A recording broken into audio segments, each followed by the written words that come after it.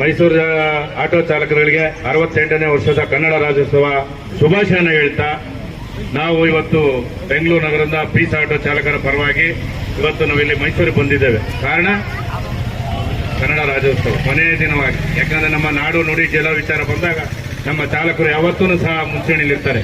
ಯಾಕಂದ್ರೆ ಕನ್ನಡ ಪರ ಸಂಘಟನೆ ಹೋರಾಟಗಾರರಲ್ಲಿ ಅಥವಾ ನಮ್ಮ ಸಾಹಿತಿಗಳಿರಲಿ ಅಥವಾ ನಮ್ಮ ಹೋರಾಟಗಾರರಿರಲಿ ಅಥವಾ ಅನೇಕ ರಾಜಕಾರಣಿಗಳಿರಲಿ ಯಾವುದೇ ಹೋರಾಟ ಕನ್ನಡ ವಿಚಾರ ಬಂದಾಗ ಮೊದಲನಾಗಿ ನಿಂತುಕೊಳ್ತಕ್ಕಂಥ ವರ್ಗ ಅಂತ ಏನಾನಿದ್ರೆ ಅದು ನಮ್ಮ ಆಟೋ ಚಾಲಕವರಿಗೆ. ಹೌದಲ್ವಾ? ಅದು ಒಂದೊಂದ ಜೋರ ಹೊಡಿಬೇಕು. ಸರಿ, ನಾಡು ನುಡಿ ವಿಚಾರ ಬಂದ ಬೇಕಾಗಿಲ್ಲ ನಮ್ಗೆ. ಯಾಕಂದ್ರೆ ಕನ್ನಡ ಭಾಷೆನ ಈಗ ಆಲ್ರೆಡಿ ಬಹಳಷ್ಟು ಜನ ಉಳಿದು ಹೋಗಿದ್ದಾರೆ. ನಾವು ಬರೆದ್ರೆ ಸಾಕು.